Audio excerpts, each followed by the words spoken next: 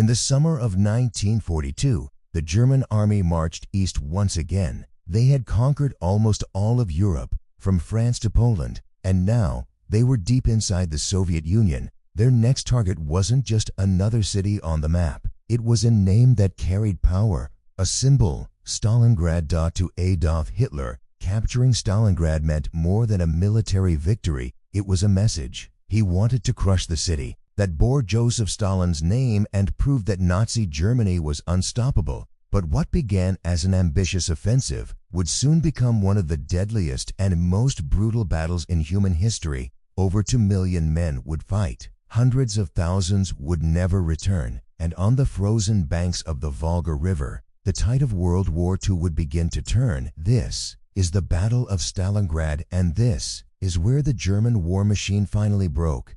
By mid-1942, the war had reached a critical point. Germany had invaded the Soviet Union a year earlier under Operation Barbarossa, the largest military invasion ever attempted. At first, the Germans swept through Soviet territory with terrifying speed, capturing millions of prisoners and pushing the Red Army back hundreds of miles. But as the fighting dragged on, Hitler's ambitions began to outgrow his resources. Instead of focusing on Moscow, he turned his attention south, toward the oil-rich fields of the Caucasus and the city guarding the Volga River. Controlling Stalingrad meant controlling the flow of supplies and fuel. If Germany captured the city, the Soviets would be cut off from the south, their factories, their oil, their lifeline. To Hitler, this victory could cripple the Soviet Union for good. In July 1942, he launched Operation Blue, a massive offensive aimed at seizing the south and capturing Stalingrad by autumn. At first, things went smoothly. German tanks rolled across open plains. The Luftwaffe, Germany's air force, bombed Soviet positions relentlessly. City after city fell. It looked like nothing could stop them. But Stalin refused to give up Stalingrad. He ordered his commanders, not a step back. The Soviet Union's new order No. 227 made retreat a crime punishable by death. Every soldier would fight or die trying. Stalingrad wasn't a beautiful city. It was an industrial hub, full of factories, chimneys, railways, and warehouses stretching along the Volga River. But for both leaders, it became a matter of pride. For Hitler, losing Stalingrad wasn't an option. For Stalin, surrendering it was unthinkable. And for the people who lived there, workers, families, and young soldiers barely trained for battle, the city soon turned into a nightmare. By late August 1942, the German Sixth Army under General Friedrich Paulus reached the outskirts of Stalingrad. The Luftwaffe began an intense bombing campaign that turned much of the city into rubble. Entire districts were flattened. Thousands of civilians were killed in the first few days. But the destruction didn't break Soviet resistance. It made it stronger. The ruins gave the defenders perfect cover. Every pile of debris, every factory, every basement became a fortress. When German troops finally moved in, they discovered something terrifying. They weren't fighting across open land anymore. They were fighting in a city of ghosts, street by street, house by house, floor by floor. And that's where the real battle for Stalingrad began. What started as a quick assault turned into a brutal war of attrition that neither side could escape.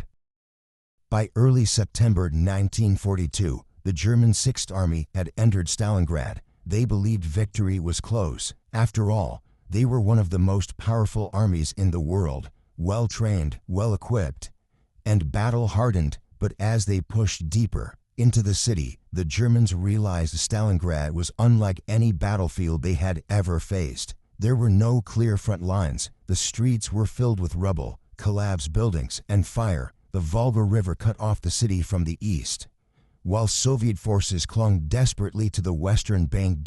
It wasn't just a battle anymore. It was chaos. Fighting took place in apartments, factories, even sewers. Snipers hunted soldiers from shattered windows. Grenades were thrown through holes in walls. Sometimes, two armies fought for days over a single staircase. Soviet soldiers began calling this style of warfare Rattenkrieg, the War of Rats, and the name spread quickly. The Germans hated it. They were used to lightning-fast blitzkrieg tactics, tanks, planes, rapid advances. But here, Their tanks couldn't maneuver through the narrow streets. The Air Force couldn't bomb targets without hitting their own men. Every corner, every building, hid another ambush. The Soviet defense of Stalingrad was led by General Vasily Chuikov, commander of the 62nd Army. He knew he couldn't match the Germans with firepower.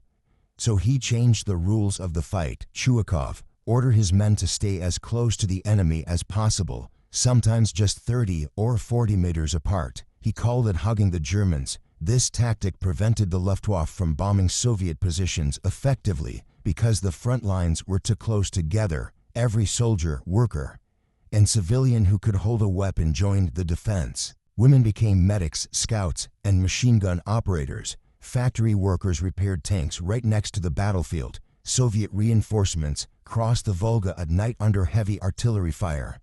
Many never made it across, and yet, wave after wave of fresh troops kept coming. The city refused to die. One factory, the Red October steel plant, became a symbol of resistance. The Germans captured part of it, but Soviet soldiers continued to fight among the molten ruins, sometimes defending a single wall for days. Nearby, the grain elevator, just one tall building, was held by a few dozen Soviet troops for over a week. Despite constant attacks and running out of ammunition, they fought with everything they had, even shovels and bayonets when bullets ran dry.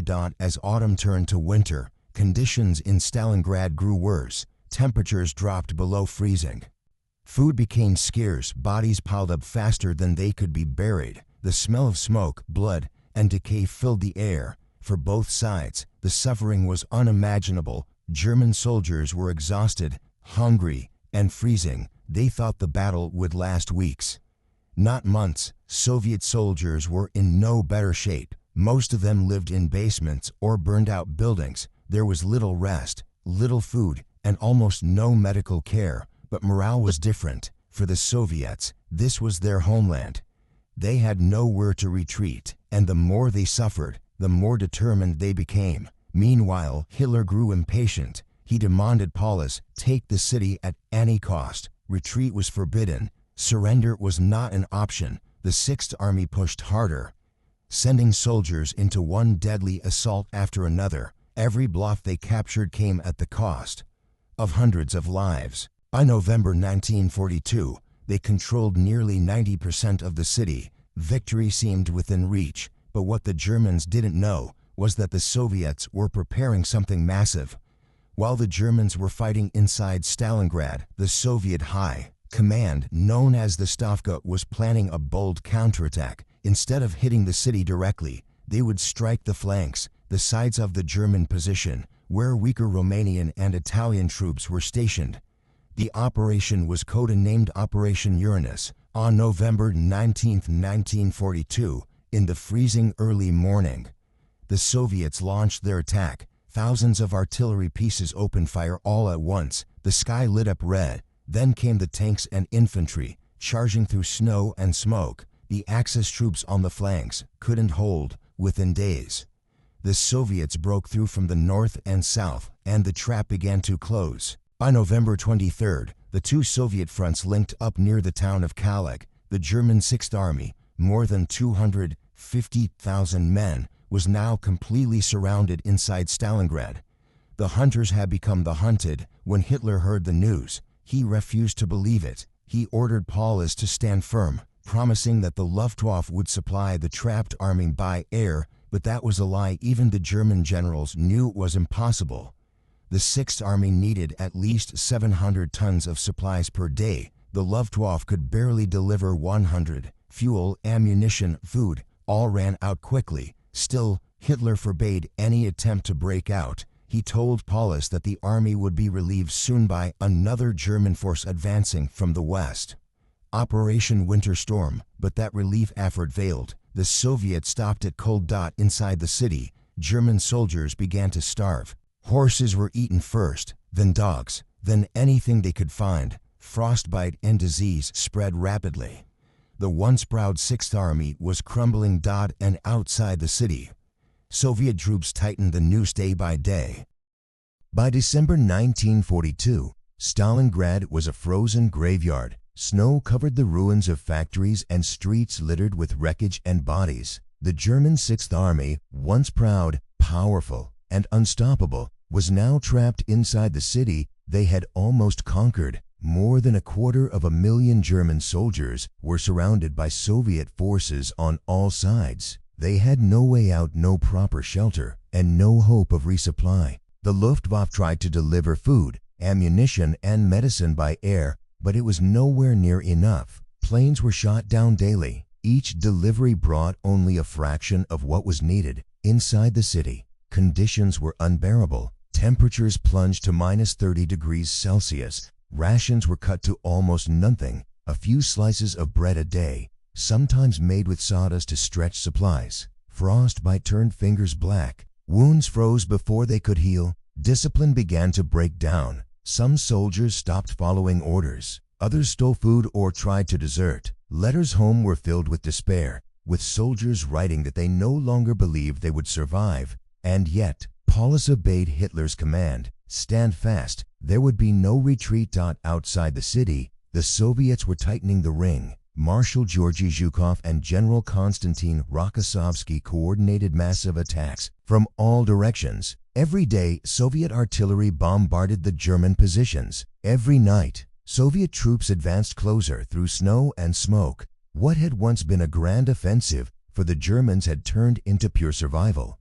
The Soviets offered Paulus a chance to surrender before total destruction. They promised humane treatment for his men. Paulus hesitated, but Hitler's reply was clear: surrender is forbidden. The Sixth Army will fight to the last bullet. So they fought on, starving, freezing, and dying in the ruins of a city that no longer existed. Meanwhile, a relief effort, Operation Winter Storm, tried to reach the trapped army from the west. Led by Field Marshal Erich von Manstein, it came dangerously close to breaking through Soviet lines. But Hitler refused to let Paulus move to meet them halfway. He was obsessed with holding Stalingrad, and so the Sixth Army stayed where it was, waiting for help that would never arrive. By Christmas 1942, it was clear they were finished. German soldiers marked the holiday with scraps of food and broken spirits. One soldier wrote in his diary, "The only decorations are icicles. The only songs are screams and gunfire." January 1943, the end had come.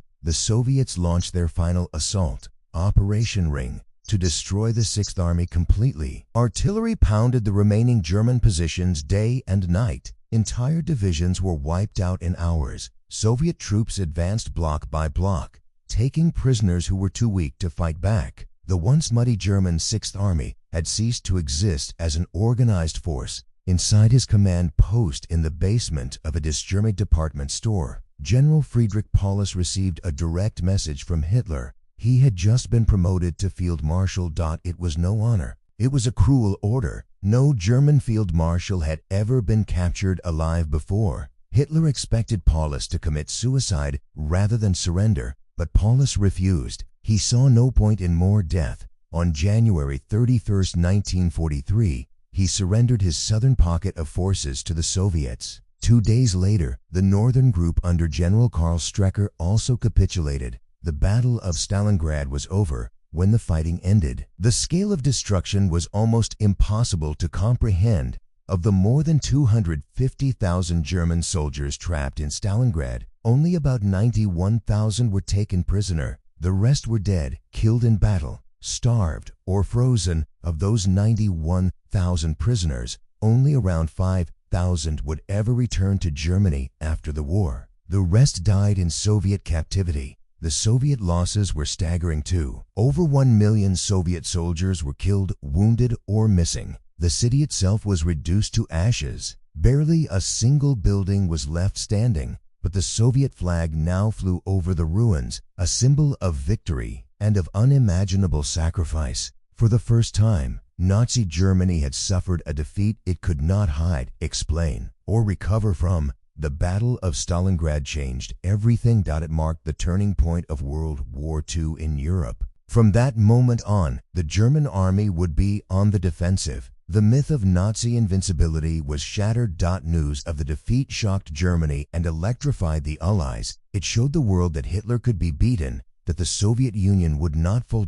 And for the people of Stalingrad, the cost of that victory would never be forgotten.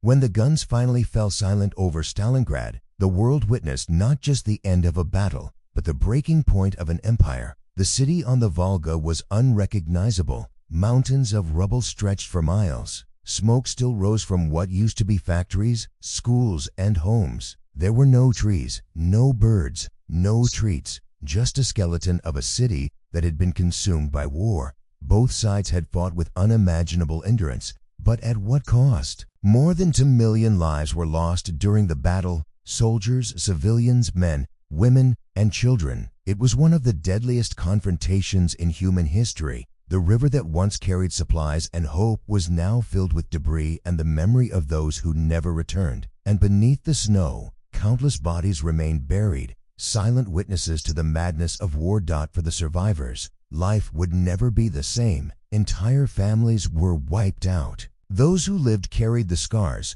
physical, emotional, and spiritual, for the rest of their days. Stalingrad was more than a battle. It was the moment when the world realized that Nazi Germany could be defeated. After Stalingrad, the Red Army began to push westward. City by city, field by field, they drove the Germans back toward their homeland, and within 2.5 years, the Soviet flag would rise once again, this time over Berlin. But that victory began here, in the ruins of Stalingrad, not with tanks or planes, but with sheer human will. For the Germans, it was the beginning of the end. For the Soviets, it was proof that courage and sacrifice could overcome even the most powerful army on earth. Today, the city is known as Volgograd, rebuilt from the ashes, but its name, Stalingrad, still echoes in history, not as a symbol of Stalin or of politics, but as a symbol of resilience, endurance, and defiance. Every year, veterans and families gather there to remember the fallen. They stand in silence by the river,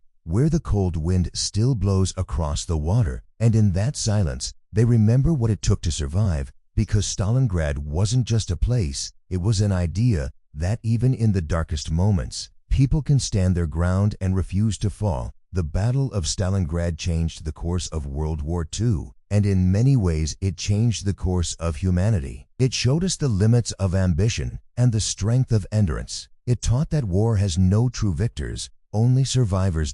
As we look back on those frozen months between 1942 and 1943, we don't just remember armies or strategies. We remember the faces, the voices, the stories buried beneath the ruins. And we remember this, that history is not just about dates and battles, it's about people. People who fought, who suffered, and who refused to give up. Because sometimes, the greatest victory is simply to endure. If you've made it this far, thank you for watching. This has been History Reloaded, where we don't just tell history, we relive it. If you want more deep dives into the real stories of World War II, don't forget to like, subscribe, and turn on notifications so you never miss an episode. Until next time, stay curious and remember the lessons of the past, because history always finds a way to repeat itself.